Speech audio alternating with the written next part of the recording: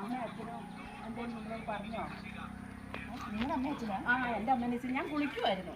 ശരി, നിങ്ങളുടെ അമ്മ അച്ഛൻ ഇങ്ങനെയൊക്കെ ആൾക്കാർ വീട്ടിൽ സോറി വിവരമില്ലാത്തവരല്ല, പണ്ടത്തെ ആൾക്കാരല്ല, അതുകൊണ്ടാണ്. എന്താ അവർ പറഞ്ഞത്? നിങ്ങൾ സോറി പറഞ്ഞിട്ട് കാര്യമുണ്ടോ? ഇതെനിക്ക് ഓഫീസിൽ എത്തിക്കേണ്ട സാധനങ്ങളാണ്. ക്ഷമിക്കട്ടോ.